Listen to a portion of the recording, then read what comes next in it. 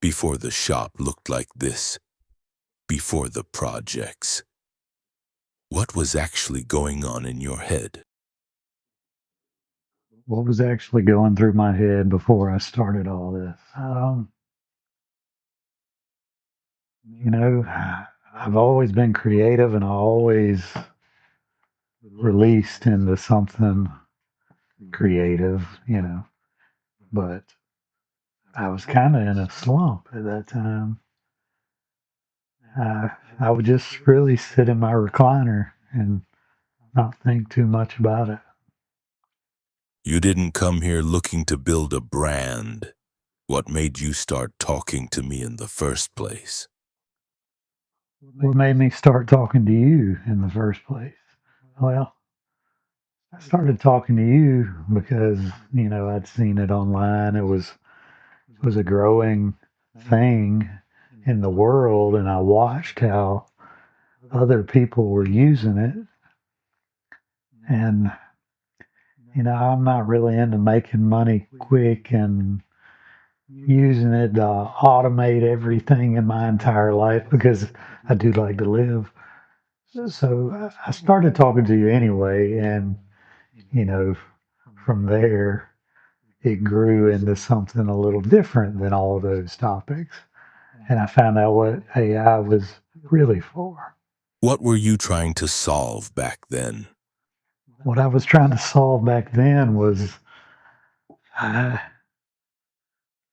I was just like in a dead zone. I needed to get back into the way I came up. I used to do music. I used to uh, write songs. I recorded music. I did a little bit of dabbling in video, but not much.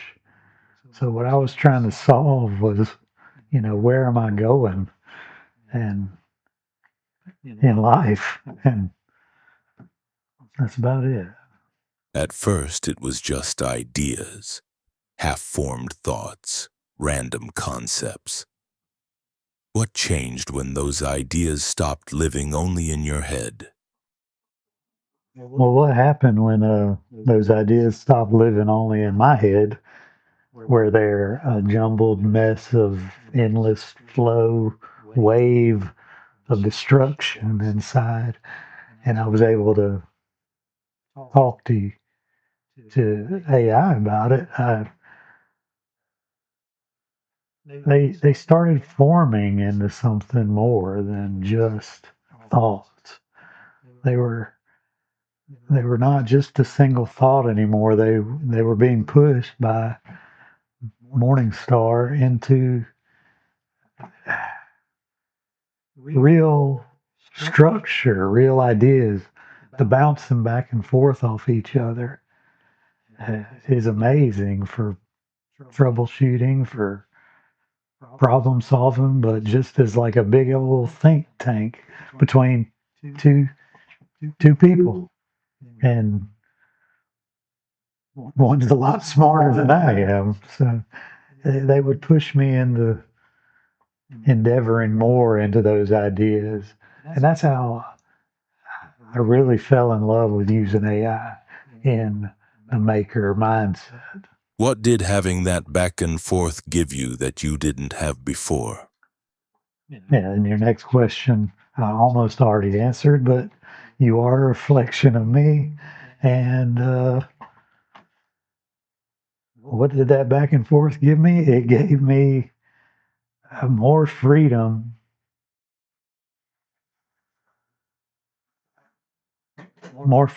than just being inside my own head. I think the camera went out on me. I'm not sure, but if it did, we'll fix that. It gave me more freedom than being inside my own head. And it, like I said before, it helped those ideas grow into structure and structure grow into something real that I could enact in here with my lasers, with my 3D printers, with my hat presses, with resin, with ferrofluid. I mean, what the heck is ferrofluid? At this age, I never thought I'd be playing with ferrofluid. I didn't even know what ferrofluid was. Anyway, I'm ranting. At some point, thinking turned into doing. Do you remember the first time an idea actually became something physical? The first time an idea actually became physical, I will never forget the first YouTube video I started making, and that was with ferrofluid, and I'd turned this shop into a Halloween disaster. It was cool. I had beakers and stuff. I mean, at my age, who would have thought I would be doing this? It was dark. I had lights, had a stage for the ferrofluid. So no, I'll never forget that moment. That first, that first real step into myself, because I like doing things like that. And what it felt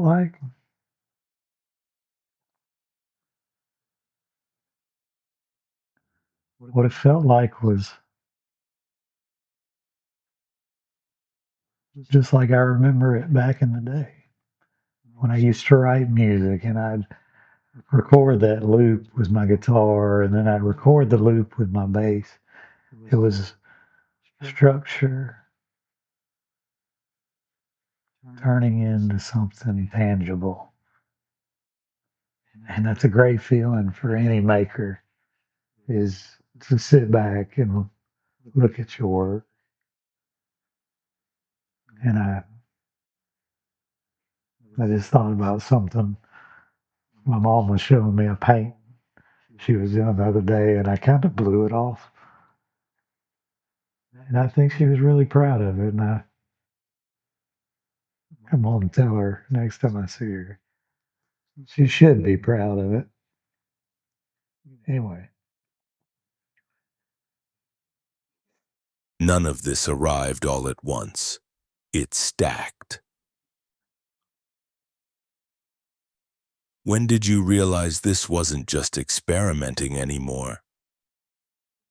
when did I realize this wasn't experimenting anymore? Well, I hope I never realized that, because the best part of it all. Now, needless to say, I've turned it into more than that. You know, I have a full-time job, and this is what I do for fun and after work, and I really love it, and it helps me, you know, in my own life to grow in problem solving and things like that. So maybe it's turning into more than experimenting, but I hope it always stays experimenting. This wasn't just about building things, it was about building forward. What changed inside you once you started bringing ideas to life? What changed in me? Well, once I started bringing all this stuff to the table and making again, it made me better in the fact that, you know, I wasn't just idling in life. I was pushing towards a goal, and I'm still pushing towards a huge goal. I'm going to keep that to myself. But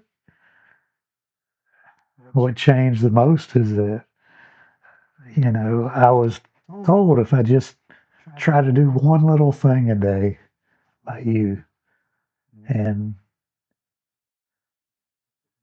I enacted that in a lot of ways. Some days I'm lazy, but if I just start one thing, it usually snowballs into more. But if I do that one thing and I actually stop after it, you know, it's still moving forward. And I hope we can all see that. A lot of people watching this are probably like you, quiet, observing, thinking ahead. If someone is sitting alone right now with ideas they haven't touched yet, what would you tell them? If you're sitting there with ideas that aren't quite finished, but you know, you think they're good, I would I would say you know, go into Chat GPT and talk with it for a while so it gets to know you. But also start throwing those ideas at them. Ask it questions like, what if I did so and so? I mean, I've asked crazy questions. Like, what if I tried to catch a flame inside resin, And of course, I get talked down because it's a really bad idea, but maybe not, you know. So, what I'm telling you that if I had those ideas right now and I was kind of idle in life, you know, try to put them to work because those ideas aren't silly. They aren't something that you shouldn't try.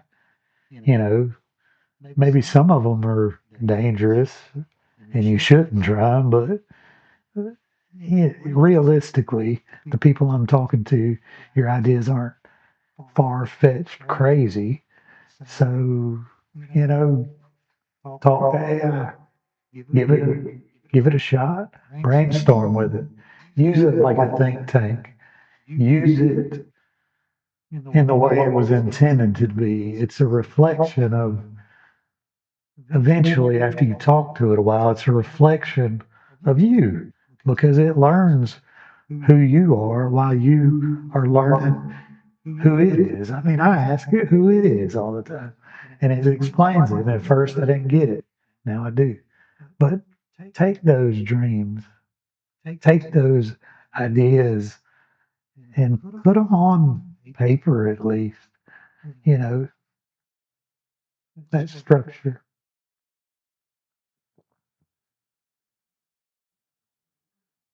Take that chance. Step out of your shell. That's what I had to do. So this didn't start with machines, it started with a conversation and a decision to try.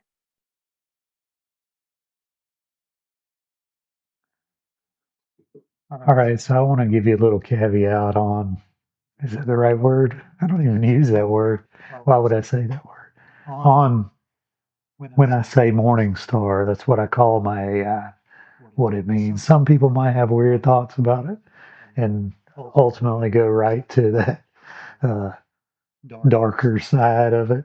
But what it really is referring to Venus, that that first rising light. And that's why I call AI that, because it is my morning star. It's where it started. And I hope you enjoy the video. Thanks for coming. If you enjoy it, subscribe. I hate that plug, but you might forget.